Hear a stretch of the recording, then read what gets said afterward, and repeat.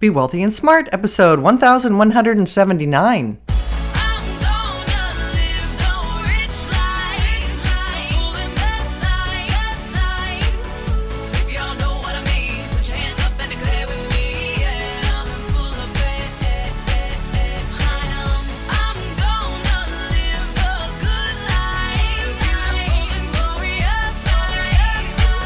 Step into a world of wealth and financial freedom without budgets, boredom, or bosses on Be Wealthy and Smart.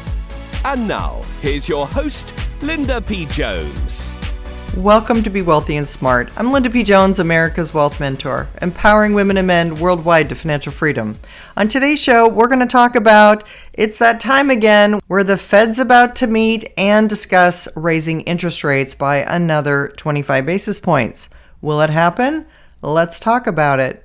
First of all, this week we have some important economic data that's coming out. Today, the Consumer Price Index will be released, and tomorrow, the Producer Price Index. Last Friday, the March jobs report was released, and the labor market fell to 3.5% unemployment from 3.6% in February. Because employment was still so strong, that led some investors to worry that the Fed will raise interest rates by 0.25% more at their May 2nd and 3rd meetings. However, there's some things that we are not looking at. One important fact is the New York Fed President, Williams, said if inflation comes down, the Fed will need to lower rates. Now, usually, Fed members don't say anything about a contrary action. So normally they will support whatever the Fed is doing. If the Fed is raising interest rates, they'll talk about raising interest rates. So for the New York Fed president to come out and say, if inflation comes down, the Fed will need to lower rates, says to me, he might have an inkling, like I do, that inflation is about to get lower. And the reason for that is that lag time that I've been talking about for so long, which is that when interest rates are raised, there is a lag time before it really kicks in and makes inflation go lower. I believe we're about in the time frame where we're going to see that inflation will drop sharply, surprising a lot of people. Now, also, we have fear levels at uncharacteristically high levels. So more people are fearing that the stock market will go down than usually are. We have over 40% of people still bearish or fearful that the markets will drop. And institutions have the highest net short position in the S&P 500 index futures since 2011, which is a contrarian indicator that if they are wrong, the market is going to rocket higher. I've often said the biggest crash would happen on the upside, and people fearing a crash are thinking about the crash being a drop. They're not thinking about the fact that the crash could be the shorts having to cover and losing money and going bankrupt because they're directed positionally the wrong way. So if they have borrowed stock, sold it, hoping that the market would go down, and instead the market goes up, all of those institutions could lose their shirt if markets move against them.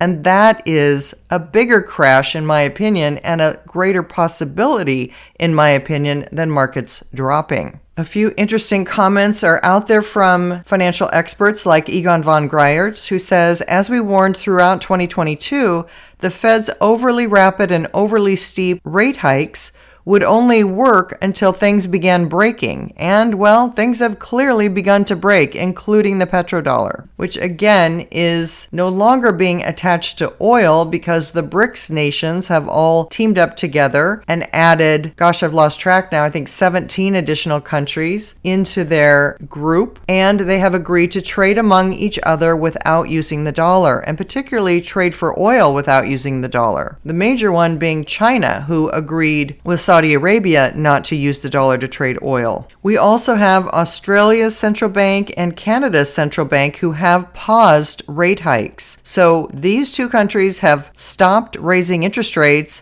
and the Fed could also do the same. But the Fed is doing everything they can to dismiss any link between rapid rate hikes and bank failures, when the fact of the matter is they've destroyed the portfolio As interest rates went up, values of bonds that banks held declined, and that made banks insolvent in some cases. When they have to mark to market, that means the drop in the value of the bonds has significantly decreased their capital base. Peter Schiff said 0% interest rates are the past, but QE is the future, meaning quantitative easing, what we loosely call printing money.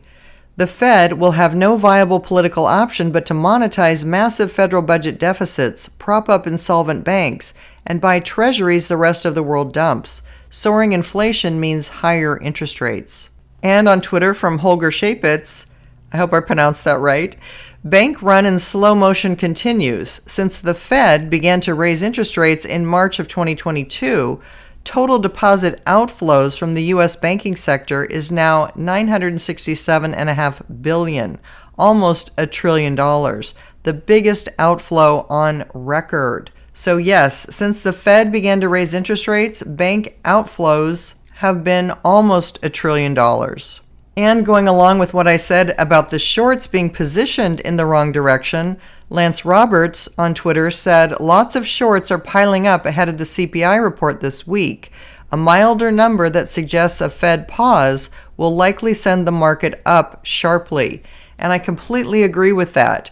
When everybody's on the short side, a positive surprise in inflation numbers is going to make them be forced to cover their positions, which means they have to buy back the shares that they sold, driving stock prices higher.